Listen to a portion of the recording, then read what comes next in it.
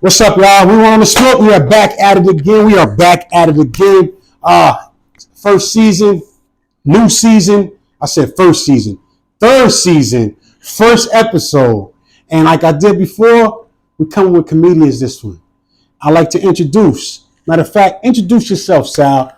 What's up, y'all? It's your boy Sal Holmes, North New Jersey, stand-up comedian, proprietor, Sweets Comedy Club. I like, I learned that word. Sweets Comedy Club. Sweets Comedy Club, yeah. So, now, Sweets Comedy, where'd you get that name from? Because when I hear Sweets Comedy Club, you know everything about? The boom, boom, boom. The boom, boom. Well, Sweets Comedy Club came about, bro, from, it's actually named after my uncle. Okay. My uncle was, used to be in the streets doing this thing. His name, he had a nickname, they just called him Sweets. Okay. So I named it after him. He ended up getting killed out in the streets, and then as a homage, I named my comedy club after him. So that's where Sweets come from. When you say Sweets Comedy Club, yes. Now, is it literally a comedy club? Yes. So now, do you have folks come in? How does that work? Yeah, I just I don't have like a brick and mortar building. Right. But it's a mobile comedy club? Yes. So when you say boom, boom, boom, I remember Life and Eddie Murphy. Exactly. Starts in your mind, go man. Exactly. Boom, boom, boom. He just had the imagination, and I always I know what he mean when he was saying raise boom, boom, boom. You know what I mean? So that's like my version of raise boom, boom, boom. So gotcha. Sweets Comedy Club, named after my uncle. I wanted to build something for the family. Gotcha. You know what I mean? Now, how long have you been doing comedy? I've been doing comedy for 20 years.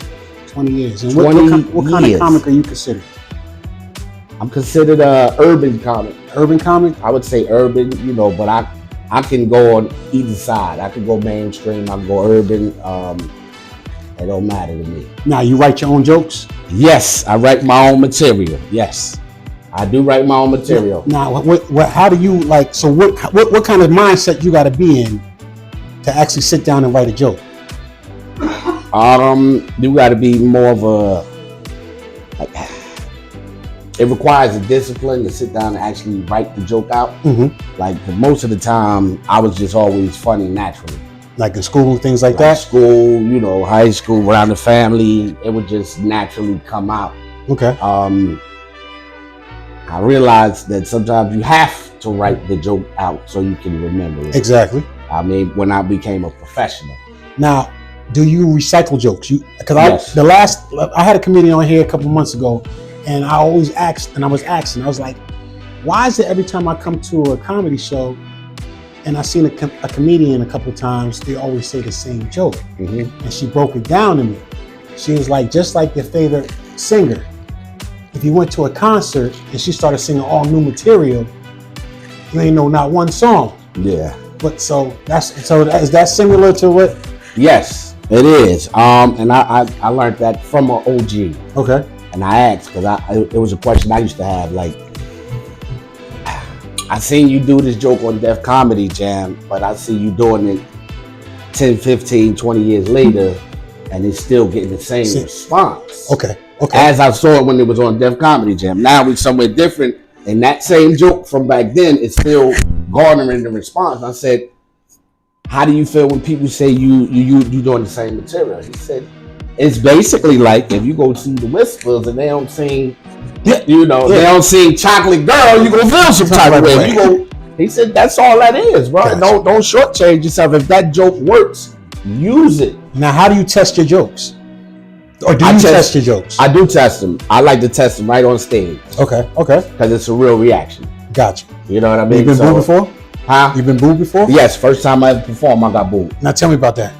I didn't have no skills. I didn't know what I was doing. So I was in the military, right? And they had like a base competition where something like Showtime at the Apollo. Everybody like, yo, you funny as hell. You should get in. All right. I gather up the courage. I do it. Go up there. Say one joke. I froze. Okay. Because I was waiting to hear a laugh. That's what I years later, I'm like, you was waiting to hear a laugh. Yeah. That small pause. Next you know, you look up, the whole auditorium like, Get out. Get out. So how'd you redeem yourself? Or did you redeem yourself that night? No. So you just got off the stage? Yeah, I got off the stage.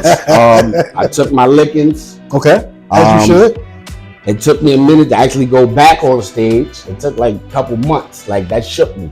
Gotcha. I was definitely you know. So you had a little PTSD. Yeah. One. I did, but I said it was always in me. So I said, all right, I'm gonna try it again. I come back, I try it again, and I had a lot more heart this time. Gotcha. I had a lot more focus, and I did okay. So when you was in school, yes, were you a class clown? You can consider that, yeah. All right. Class clown and graduated. You know, Got you. Now, are you? But I was always the most humorous. Now, do you think this can be a career for you? Like it is a career. So it is a career. Yes. So you actually making money on this? You're doing? Yes. And you enjoying it? Yes. So it's not like work. No, it's not. I actually enjoy this. So I love this right here. You know, but I do have a regular day job too. Because the one thing I never wanted to be was a broke, struggling comedian. Not at all. I didn't want to be that. So what happens is that takes a little bit longer. Right. Because, some people that's out there every single night hitting the pavement. Exactly. I mean, I'm still hitting it every single night, but sometimes I can't because I have to go to work. Exactly. So while I'm at work, I'm writing, I'm rehearsing, I'm going over the material. You're seeing material at your job all the time. Yes. On a regular basis. Yes. Yes, that's a lot of material, and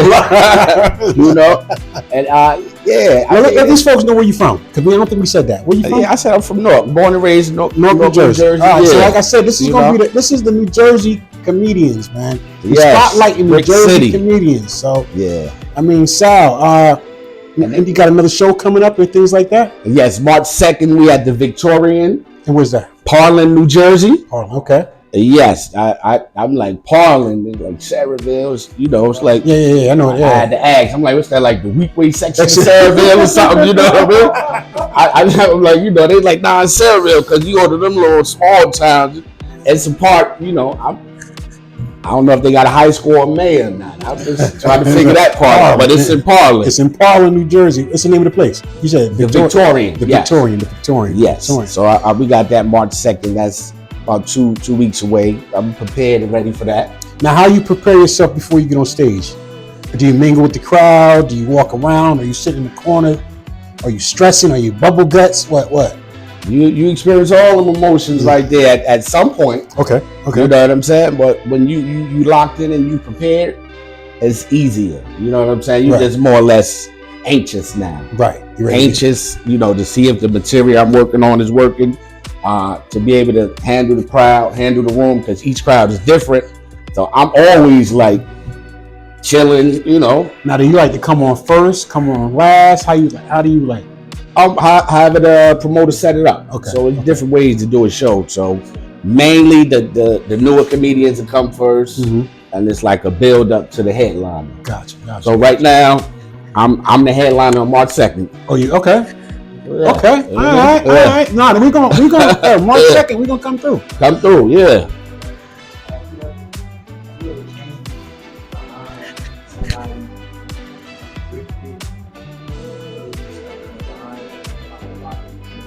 Like coming behind Busta Rhymes. Yeah, of course, yeah.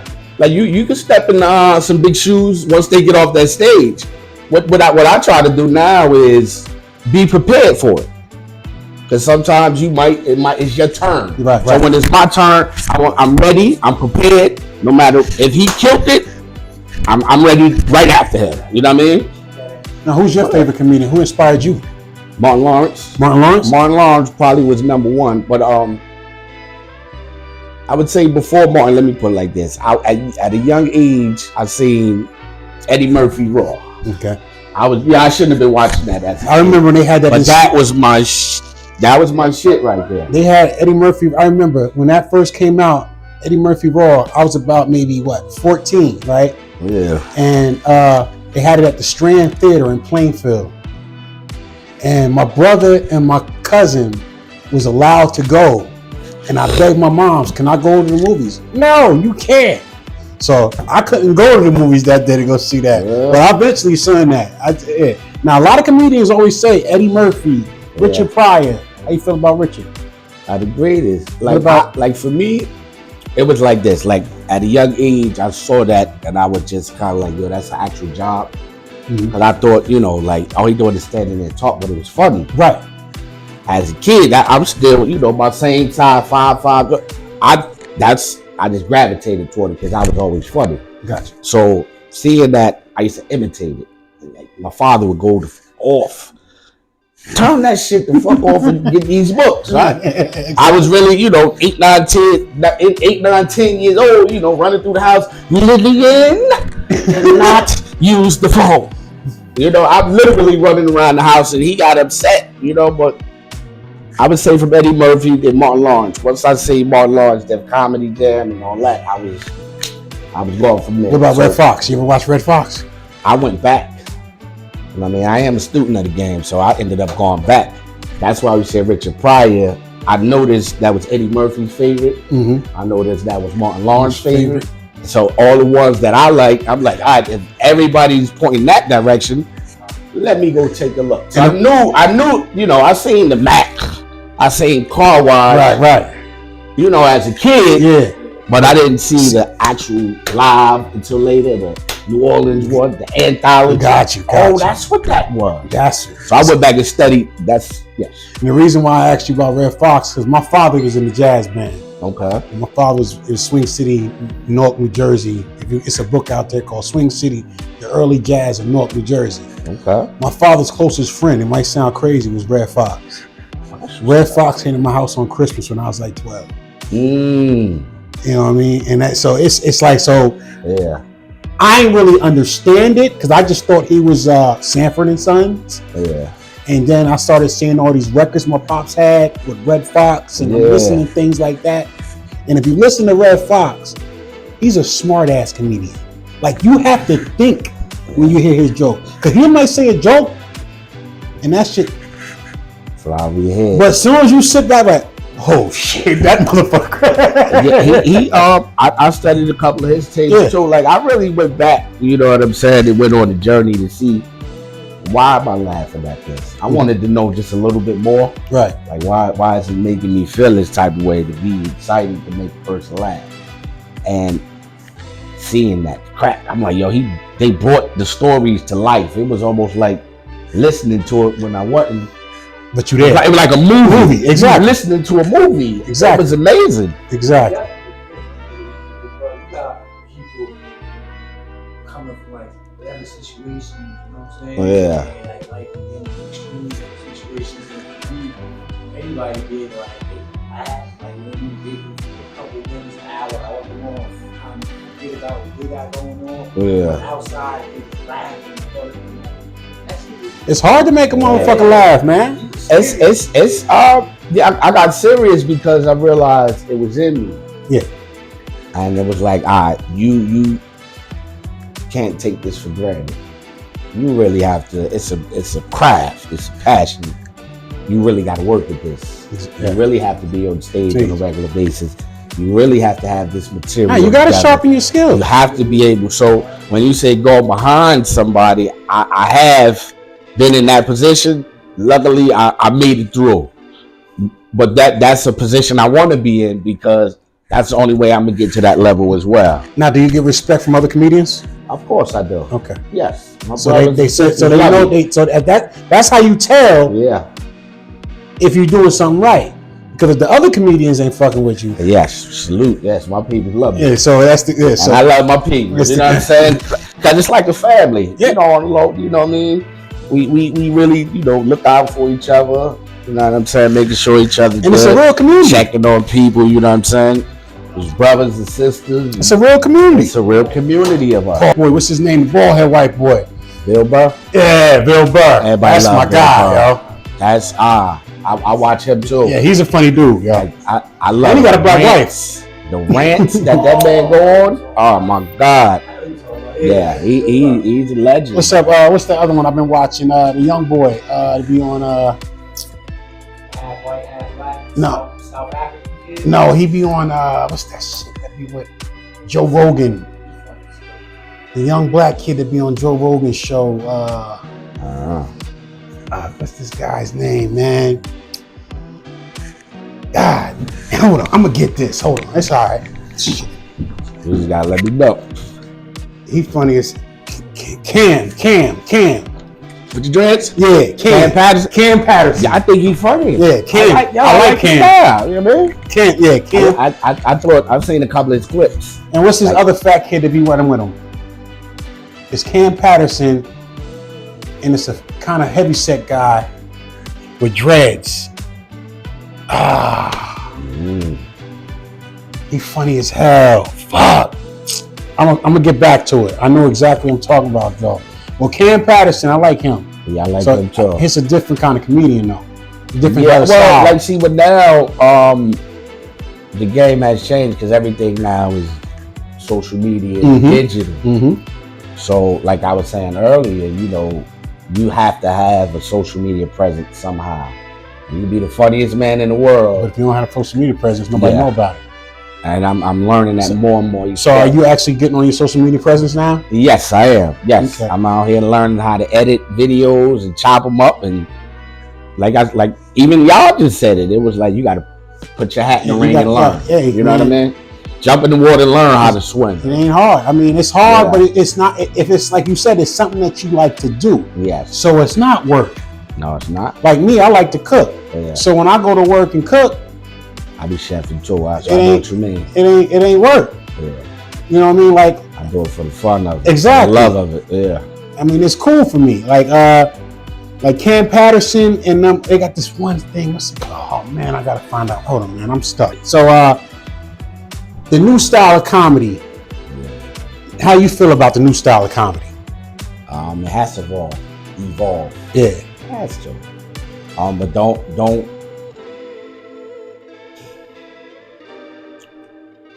don't miss the passion, the actual art of stand-up. Now, what is that? What's that? Let it be known. Microphone and you in the crowd. You know, they no antics, just actual pound for pound stand-up. Ain't no DJ.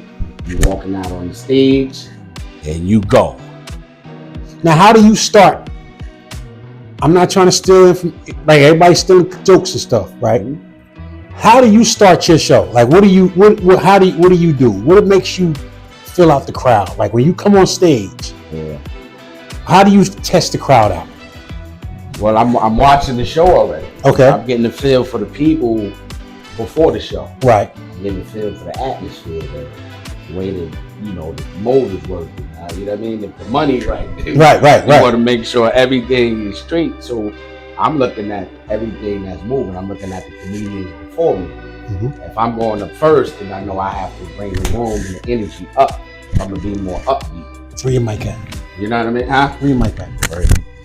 It's covered. Yeah. Okay. Don't worry, we can edit that.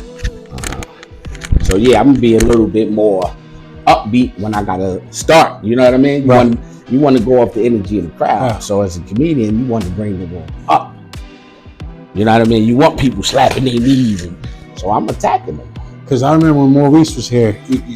Maurice the comedian. Shout out my boy, that's my son, man, Reese. Reese the comedian. I remember he was here. He said, good brother. He said he learned how to read the crowd. But like before, he said he'll say a joke and then jump right into another joke.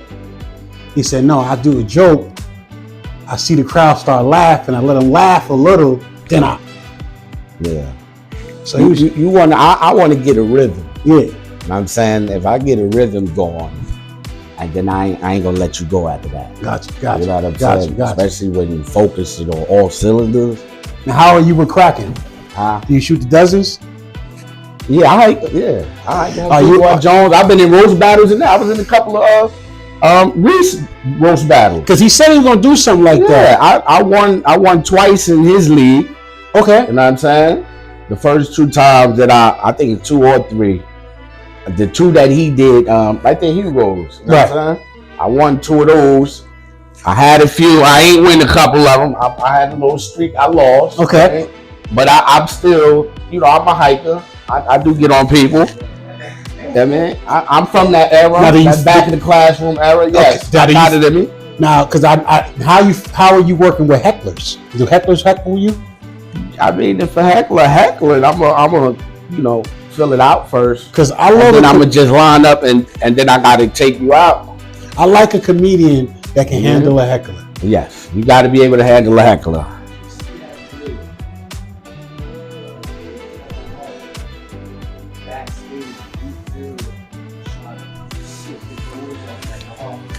Oh yeah.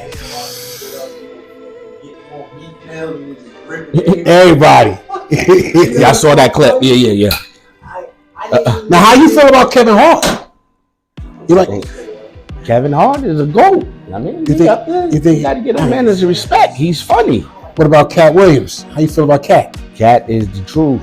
Okay. Fuck with Cat Williams. Yes, I like his. How you feel about these up and coming ones like Desi Banks, Wayne, Country Wayne? I saw the special. It was okay. You got to take your hat off and salute them. Right. You know what I mean? That's the new wave. Hey, you know what I mean? But when I say, I watched that. Sure the art of stand-up is what it is. Yeah. Some people that coming from a video background, and if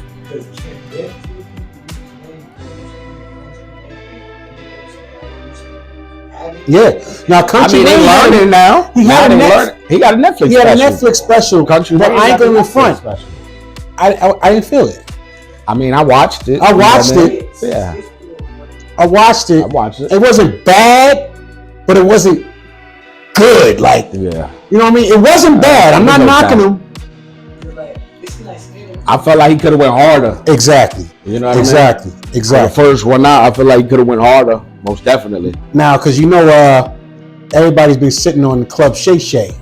All the comedians. And they got all these niggas. And they all spilling beans, and they saying how folks are stealing jokes, and they telling how folks ain't being right, and they telling things like that. And he just had I just seen a clip where Eddie Griffin went in on Shannon Sharp. Eddie Griffin? Eddie Griffin. Yeah. Called the nigga gay, called him all kinds of shit. He said, ain't no way in the world no man wear pants that tight. He said the whole time Cat Williams was sitting on the show, he was not want to look at him because the nigga pants was too tight. Eddie Murphy said that? No, Eddie Griffin. Eddie Griffin. Check it out. Eddie Griffin went hard. He went real hard on Shannon Sharp. I gotta check that clip. On the stand-up comedian on the show. I gotta see that clip. I ain't seen it. He's like Shay Shay. What kind of gay? Well, that's a little suspect name, you know. Shay Shay is suspect. Old man named Shay Shay. You know what I mean?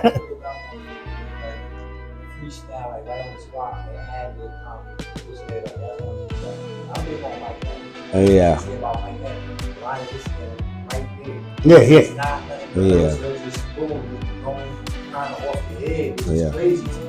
That's a technique. As you know, you have to practice that. You know, be in the moment at that moment, and then just turn up. Yeah, because D-Wade Davis is the same way. D-Wade is the same way. Skill that you want to have as a comedian. Because my favorite part when I was watching something with Mike Epps and how he was talking about Stephon Curry. He's like, he's so like a little kid. He's like a little kid out there just throwing the ball. He's chewing on his thing. He's had him down pat. Yeah, but it's that's a skill that each comedian I feel like you want to have that in your arsenal. Okay. I used to do that in the beginning, right off the top of my head. Come in the bar in the room because I came up through bars. I wasn't even into like actual comedy clubs. I came up through like bars and halls and lounges. Right. Backyard barbecues. Yeah. Like literally, where you had to get the mic and somebody got a karaoke, and we'd turn up right there on the spot. Got you. So it's good to have that type of quickness. I ended up switching to more of a writer, and I noticed that it's just a different craft. Now, you want to have that for when. I know back in the day in LA, they had this thing called Chocolate Tuesdays or Chocolate Mondays, whatever. It was a comedy club. Chocolate Sundays, whatever. Yes. And that was what was his name? The comedian. his older brother. He played in Poetic Justice. Not Are you Poetic. talking about God Tory? God He Tory. had his night on Tuesday. Yeah. Now, have you ever been to LA? Anything like that? I've been LA backstage Def Comedy Jam. Yeah, Okay. I have. Now, do you want to try to? Do you have like the New York comedy clubs? You did any of them yet? I did most of them. I've been in Caroline's. I've done Dangerfields. A lot Let of it be known. those. I've done Broadway Comedy Club, New York Comedy Club, Comedy in Harlem. You know, I've been to Havana cafes. I hit the city too because that's where it's at. Working to get on the Comedy Cellar. You know, I've been to Broadway. Okay. Broadway Comedy Club. I've been That's to the one in the cut. Comedy Institute. Yeah. Remember, I even took classes in the city before. Yeah, you got to sharpen your skill. I just wanted to know, you know. So now, is there like, because I mean, do you have a comedy club hub, like somewhere where all you comedians hang out at? But we don't necessarily have a hub, but we can always contact each other, phone call, emails. Okay. You know, when it's time for some business to come up or to take into conversation. Because I would love to open a comedy club, man. Yeah. Like just, I mean, just to have because it's a couple comedy. I know it's one out in Union. Yeah. It's I'm working on it now, but see, being that you don't have brick and mortar, you can still do it right now through the internet. Mm-hmm. So what we looking at right now, that's basically his comedy club. Oh, exactly. You feel me? You heard of so Laughing now you got to Gas? bring it back to Laughing Gas. I perform with them too. Okay. Yeah, shout to my boys Laughing Gas. My peoples, man. That was Belvy and them. Yeah. That was our Laughing Gas was one of our Gas. first guests here. Yeah, they good peoples, y'all. Yeah, shout out to my boys Laughing Gas. They good. Yeah, we went to and they supposed to be having something coming up in April in Jersey, some new shit for Jersey. I seen they was on the move. I like that. I say they was on the move at a different location. Yo, See, so definitely. I mean, that Laughing Gas, like I like that mobile comedy thing. Yeah. I like that event space comedy. Like when you can. Well, see, we when in them terms. Yeah, they were at a train station. I started doing like the comedy shows, foreign comedy shows, maybe close to 12, 13 years ago. Okay. Just trying to figure that part out. Because it's a different side, it's a business side as well. Now, that's what I wanted to get into. Now, I don't want to get all into your monies, but how does the pay work for comedy club? Like, how does that work for comedians? What do you? Because when I told you before, when I used to do my comedy shows at the cafe, I used to pay each comedian $50 for 15 minutes. Okay. And I would have 3 comedians and a host. Okay. And I used to be like, and me personally, I'd be like, yo, I'm giving you $50 for 15 minutes. Is they funny? Oh, we used to, the shit used to be right. Y'all making money? Yeah. It was, and then the thing is, I didn't want to think like I was. $50, I mean, but for 15 minutes, you get, that's what? Sometimes, back then, if you talking back then, what year? I'm saying about maybe 3 years ago. $50, yeah. But that was probably one of the going rates for like up and comers. Right. Not like no real heavy hitters. So yeah, of course. You definitely got to work your way up. You got to be funny enough for even somebody to say, let me give you $50. Yeah. You know what I mean? So it take a minute, slowly, gradually, you know, move up. That's what because I didn't know how to pay, and I'm like, hold on, get me for $50. Yeah, that's what I was saying. Like me, nope, sorry. Yeah. Not even 15 minutes. Yeah. Gotcha. But I mean, it ain't like I won't do a show, but for the most, you can't. I'll be like, sorry. So how's the pay work? Let me know. Like, what's the going standard rate for like some comedians? Like, how would that? Like, if I wanted you to come to the show and do a 40-minute set. Okay. What would I have to pay you to do something like that? You had to pay me at least $500. At least $500. Yes, at least $500. Okay. Yes. Okay. You got to pay at least $500 for that. And that'd be just you. Just me. Got you. All right. No. I wanted to find out because so a headliner then that means more likely the headliner gets the most. Then. Yes. You should get the most. Mm-hmm. And then they break it down to whoever else is on the bill. Yeah, that depends on the promoter, the club, and the deals that's worked out between them people. Now, do the promoter ask you about your following? So they want to know, yeah. So when you start dealing in the actual like comedy club, that plays a part. Right.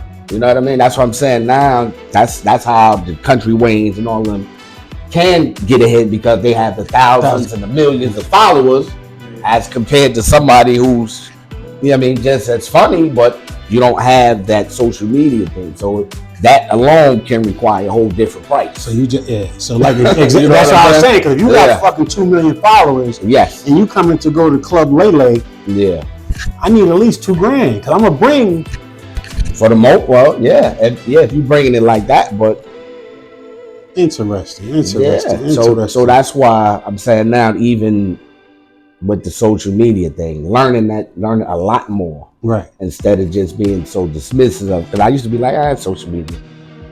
Why every time a camera on? When I was growing up, you know, they run from cameras. Now they everywhere. Everywhere. You can't hide nothing on the camera. Exactly. Yeah, it ain't nothing you can do now. So, but I'm definitely getting there. You know what I mean? So what's your next venture? What's the next thing you're trying to do that's big?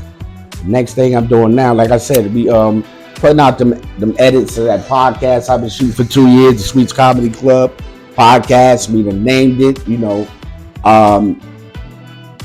Working on some new material. Okay. You know what I mean? I got this new set I've been working on. And now I would love to see. I mean, do you ever take acting classes, anything like that? Never took acting classes. Nah. You ever thought about doing that?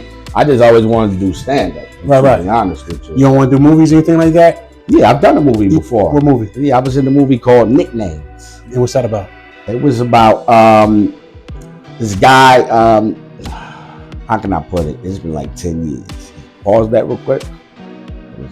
Are we talking about movies and things? Yeah. And I said I want to get my own Tubi movie. But you know who owns Tubi? No. Fox. Like Fox News? Fox, yeah. Okay. So now, this is what gets me scary with Tubi. I'm sorry, folks, that we was talking about movies and stuff, but Tubi came to my head. But Fox owns Tubi. And, you know, Fox used to, Fox always goes for the black folks. As soon as the black folks come on, they drop the black folks. For a prime example, in Living Color. Living Color, you know what I mean? It was all, you had Living Color, you had, I think, The Rock, all them black shows. So we was all flying to them channels, flying to Fox, flying to Fox. Fox seen them ratings go up. They got the Super Bowl. That was the reason they wanted to get their ratings up, because they wanted to get the Super Bowl. Yeah. As soon as they got the Super Bowl, you know what they did? They got rid of Living Color. They got rid of all the black shows. Now, they're doing the same thing now with Tubi. If you look at Tubi, it's nothing but black movies. Tubi has over 19 million subscribers monthly. Tubi's about to be the next Netflix, all because of us. Because we watch that shit. It ain't nobody on that shit on it is black. Wow. So now I'm thinking, now I want to see what Tubi gonna be in 5 years from now. You might not see all them black shows on there. Yeah. Well, they always been using us for years to get their numbers. And that's like you said, we are the consumers. We are the ones who consume the product. We're not producing that much or even distributing nothing. That's our problem. You know, we just consume right now. So how can we, I would love to do some, I want to, like, my whole thing for next year, I want to start doing skits. Not me personally, but I want to really start producing, like, movie quality, like 15-minute movies. Okay. And I say 15-minute movies, concept, you know what I mean? It's like a 15-minute movie, but in that 15 minutes, a lot of shit happened and you learned something. Now, it could be comedy. It could be drama. Because it's content. Exactly. Yeah. Because so I picked up a channel on one of my streaming services, and all they had was 19-minute movies, and every one was pretty decent. Yeah. Because you know, right now we live in a microwave society. Everybody quick. The attention span is on short. Yeah. So 19 minutes. I caught myself. You can sit down for a 3-hour movie. It's hard to do it now unless you're like a real fan of a 3-hour movie. So I just watched that. I would really want. I mean, we could sit down and talk about this later on in the future, but that's my next goal. Like, I would love to start producing like shorts, and I'm not talking about YouTube shorts. I'm talking about like 15-minute movies. But as people been telling me that for a while now, like, bro, you need to start actually. Not for real. Get some skits out, man. And I definitely I was more or less into the pen trying to get my stand-up. Cause I watched a couple of your shows. It's shit funny though. I just been more focused on that more than anything. Right. You know what As you should, cause that's where you started. But I'm noticing that you still gonna have to have some type of content as well. Definitely content. Like there's no way around it. Like they tell me. Cause I hear people with this mentality of COE, content over everything. They don't even. It's like I'm even learning like people out here wilding like that. Yeah. Just for the sake of content. Yeah, because I mean, like I read somewhere it said if you want to be successful on YouTube or Instagram and things like that, you should put up at least 9 videos a week. Now, who has time to put up? Just imagine if you could do 9 videos a week. 9 times 4 is 32. 32 videos a month. I mean, my bad, 36. 36 videos a month. So if you do that, you're going to have every bit of 400 videos in a year. You got to have that dedication. Yeah. That's really what it takes. It's consistency. It's consistent. So even now, like even last night, I was just, me and the crew, we was together, edited some of the podcast clips that we got. Right. I remember I was telling you earlier, I'm like, it's so much of it, it was too big. Now I'm learning how to break it down. Like even take a different approach because I've been sitting on it for so long because it was so, too big. Yeah. Not knowing, you know what I mean? Not knowing, I had to go to the Apple store. He like, you it's too big. Bro. Yeah, you got to bring it down. I mean, like I told you, terabytes worth of. Like, huh? Yeah, I didn't know none of that. That's how we used to do it. I mean, we used to sit here and record for 30 minutes. And then everybody's done with the video. I'm trying to edit shit. I'm trying to email it to the person that's editing it for me. Yeah. I can't send the email because it's too big. But then I learned out how I broke it down in increments. Okay. You know what I mean? Okay. But that's for content. Like me, like I said before, like I'm bourbon. I love bourbon. I see you done put me on some. You know what I mean? I'm gonna take a shot with you, just not tonight. Not tonight. No peer pressure. No peer pressure, brother. No peer pressure. But I appreciate no peer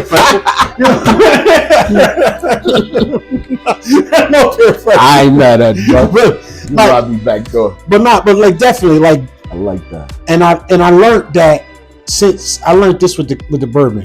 Yeah. Like I do the podcast and I do the bourbon channel.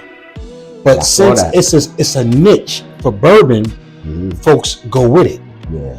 The podcast, we over here talking about music, talking about comedy, talking about food, talking about bitches. Yeah. So it's people that but since you have a comedy niche, if you just focus on your comedy channel, it just and that's the one thing I'm like, being that you have so much material, you have the content. All you gotta do is put it out. You gotta learn how to put it out. Exactly. Learn why it's out there, what it's doing, while it's out there. What they call it, the insights and all that. Yeah. I mean, you gotta sometimes you have to boost your post sometimes. Yeah. I mean, it's nothing free in this world. It takes money to make money. That's a fact. And so if you got an Instagram with 9,000 followers and you never paid to boost the post. That's on you. Yeah. Because you might have boosted that post. Now you got 25,000 followers. Yeah. And when I started out, I started boosting posts and only had 400 people following me. Yeah. And I do a $30 a week budget.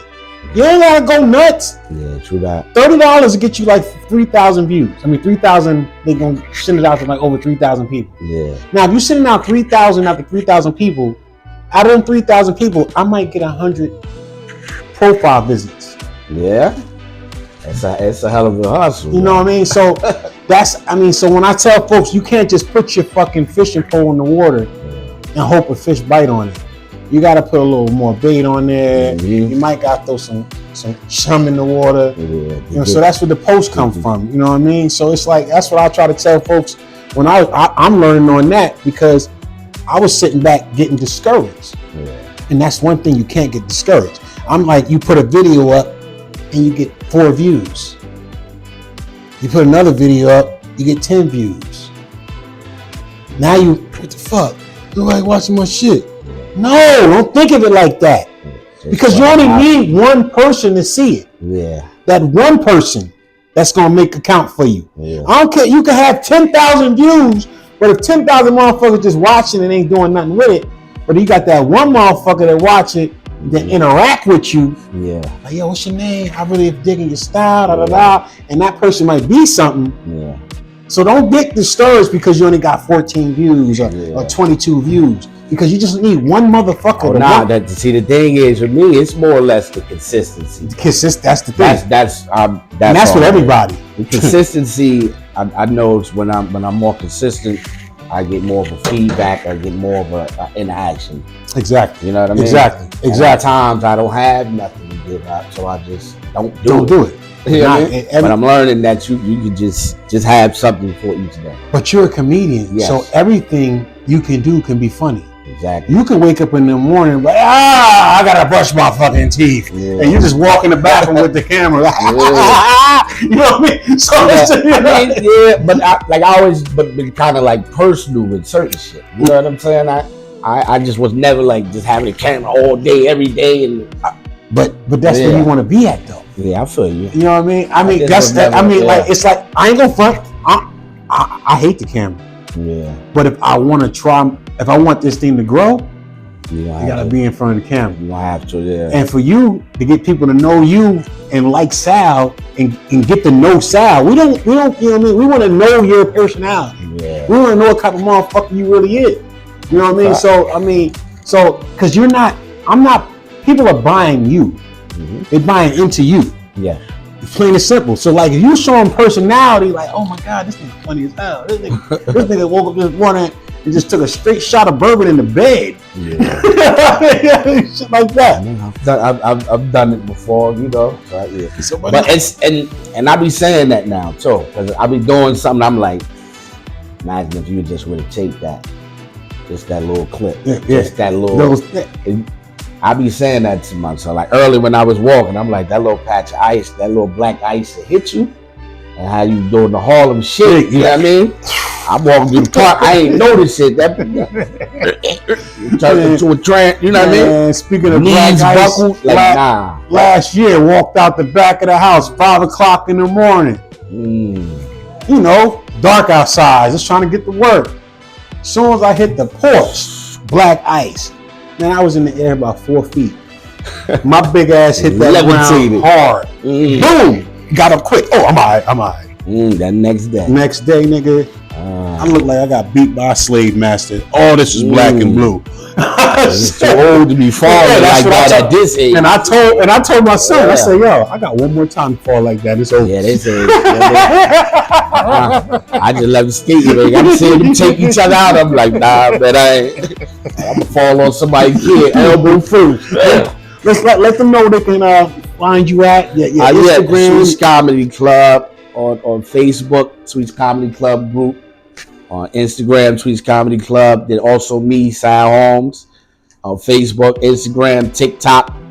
And you're going to see the YouTube channel because you gave me some good advice with that there with the YouTube channel. Definitely. So I'm going to take that different approach with that. Definitely. I mean, build that channel. I mean, you already got a channel. Just put the work in. You know? That's it. Yo. I mean, all content is good content. Yeah. Don't even think I mean, just because, like, because I notice sometimes, I'm like, that's corny as hell.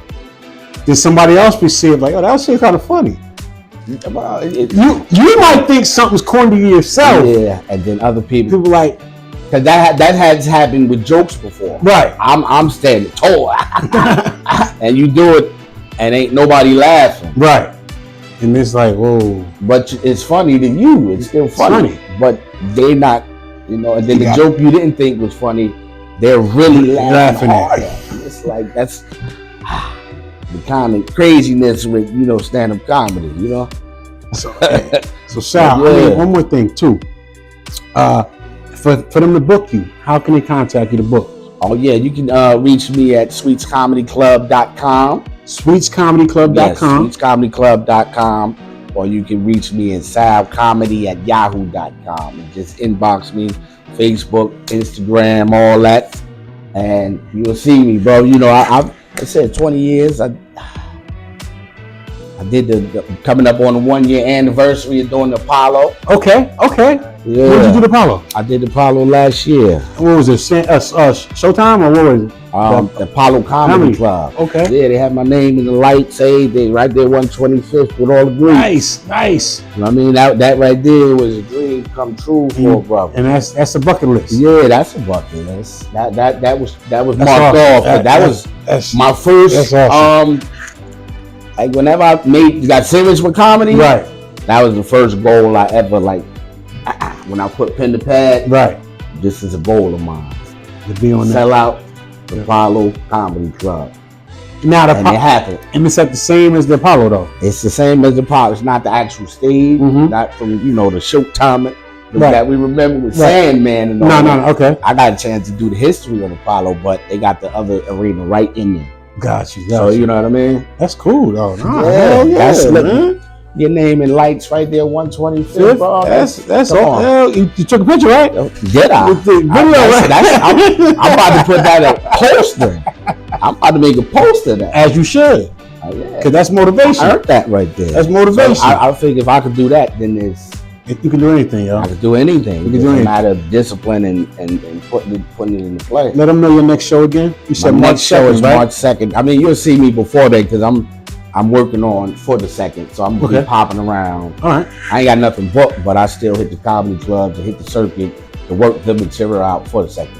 But definitely, but we need to know March exactly 2nd, March the 2nd. Victorian in Parlin, New Jersey. Make sure I get the address and everything together. Victorian, Parlin, New Jersey, March 2nd. We were on the spot. Yes, hosted by my boy Ray Gibbs. My man Jersey Job, Black Craig, Lenny Lexington. Okay. Yeah, Nakia. Yeah, we gonna have us a good show, man. We gonna put it on for the people. And that's a busy week for me. Yeah. March 1st is my wife's birthday. March 2nd, I got a catering in the afternoon. March 3rd is my anniversary of marriage. So that whole week, so March 2nd. How many years? It'll be 2. 2 years? Well, we were together 12. We just officially got married 2 years ago. All right, okay. That's what I've been married like about 7 years. Yeah. I took her to Vegas and just got married. Vegas trip? She didn't even know. Well, nah. I booked all that shit and then I just asked her. I was like, yo, if I go get you a ring, you know, she was like, huh? I said, pick out a ring. I said, why? Let's pick the ring out, bro. She picked the ring out. I said, you know we're getting married at 3:30, right? I ain't mad. I do too, nigga. Thank you.